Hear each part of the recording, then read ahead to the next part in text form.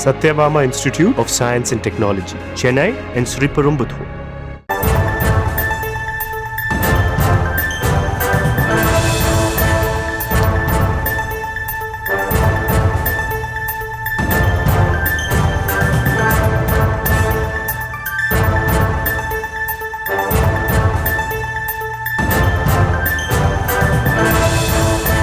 திருப்பரங்குன்றம் மலை தொடர்பான வழக்கு தொடர்பாக நீதிபதிகள் தங்களுடைய கருத்துக்களை தெரிவித்திருக்கின்றனர்.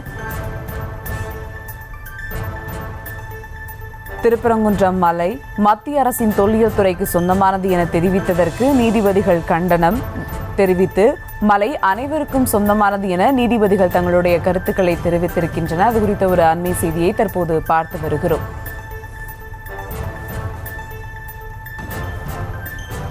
கூடுதல் விவரங்களோடு இணைகிறார் செய்தியாளர் நாகேந்திரன். வணக்கம் நாகேந்திரன், விவரங்கள். வணக்கம். மதுரை சேர்ந்த கண்ணன், முத்துக்குமார் உள்ளிட்டோர் உயர்நீதிமன்ற மதுரை அமர்வில் பொதுநல வழக்கினை தாக்கல் செய்திருந்தார்கள். திருப்பரங்குன்றம் கோவில் மிகவும் பிரசித்தி பெற்றது. இது பாண்டிய மன்னன் காலத்தில் கட்டப்பட்டது.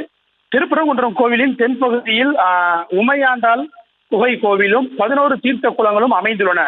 இந்த கோவிலில் எந்த விதமான உயிர் பலியிடுவது செய்தல் கூடாது. திருப்பரங்குன்றம் மலையின் உச்சியில் சிக்கந்தர் பால்சா தர்கா அமைந்துள்ளது. கடந்த ஜனவரி மாதம் சிக்கந்தர் பால்சா தர்காவில் சார்பில் ஆடு மற்றும் கோழி பலியிட்டு சமபந்தி அந்த உணவு வழங்கப்படுவது தெரிவிக்கப்பட்டது. மேலும் இது சுப்பிரமணிய சாமி கோவிலின் பக்தர்களின் மனதை புண்படுத்தும் விதமாக அமைந்துள்ளது.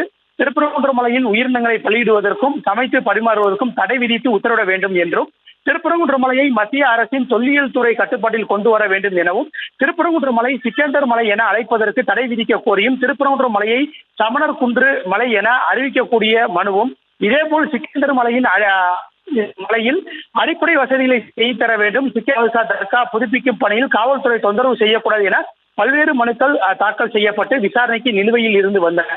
இந்த வழக்குகள் அனைத்தும் நீதிபதி நிஷா பானு மற்றும் ஸ்ரீமதி ஆகியோர் அமர்வு முன்பு விசாரணைக்கு வந்தது. மதுரை மாவட்ட ஆட்சியர் மற்றும் மதுரை மாநகர காவல் ஆணையர் தரப்பில் பதில் மனு தாக்கல் செய்யப்பட்டது. அதில் திருப்பரங்குன்றம் மலையை சுற்றியுள்ள அருள்மிகு 18ஆம் படி கருப்பணசாமி திருக்கோயில், அருள்மிகு பாண்டி முனீஸ்வரர் திருக்கோயில் மற்றும் பிற கோவில்களில் கால்நடைகளை பலியிடும் வழக்கம் உள்ளது. ஒற்றுமையே பலம் என்பதால் தமிழக அரசு அனைத்து மதத்தினருக்கும் இடையே ஒற்றுமையை பேண விரும்புகிறது. அதன் அடிப்படையில் ஜனவரி 30ஆம் தேதி இரு சமயத்தை சேர்ந்தவர்களிடையே கூட்டம் நடத்தப்பட்டது. அதில் தர்காவிற்கு வருபவர்களின் வேண்டுதல்களை நிறைவேறும் பட்சத்தில் ஆடு கோழிகளை பலியிட்டு சமைத்து அனைவருக்கும் பரிமாறி சாப்பிடுவர். திருப்பரங்குன்றம் பகுதியைச் சேர்ந்த இரு சமூகத்தினருக்கும் ஏற்கனவே உள்ள வழிபாட்டு நடைமுறைகளை தொடர்ந்து பின்பற்றவும், தங்களுடைய இந்த நடைமுறையில் வெளிநபர்கள் யாரும் தலையிட்டு குழப்பங்கள் ஏற்படுத்துவதை அனுமதிக்க மாட்டோம் எனவும் ஒரு மனதாக முடிவு செய்ததாக தெரிவித்தனர்.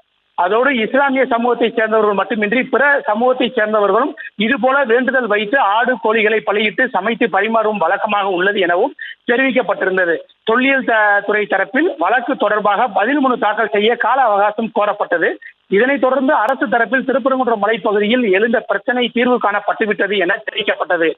அதனை தொல்லியல் துறை தரப்பில் ஏற்க மறுத்த நிலையில் திருப்பரங்குன்றம் மலை தொல்லியல் துறை சொந்தமானது என்பதால் அங்கு எதையும் செய்தாலும் தொல்லியல் துறை அனுமதி பெற வேண்டும் என தெரிவிக்கப்பட்டது. அதோடு மனுதாரர் இது தொடர்பாக கீழமை நீதிமன்றத்தில் உத்தரவை பிரைவசி உறுதி செய்தனவும் தெரிவிக்கப்பட்டது. கடவுள்கள் சரியாகத்தான் இருக்கிறார்கள், சில மனிதர்கள் சரியாக இல்லை என நீதிபதிகள் திருப்பரங்குன்றம் மலை தொடர்பான வழக்கு தொடர்பாக தங்களுடைய கருத்துக்களை தெரிவித்தனர். கூடுதல் விவரங்களுக்கு நன்றி Nagendran. Satyabama Institute of Science and Technology, Chennai and Sriperumbudur.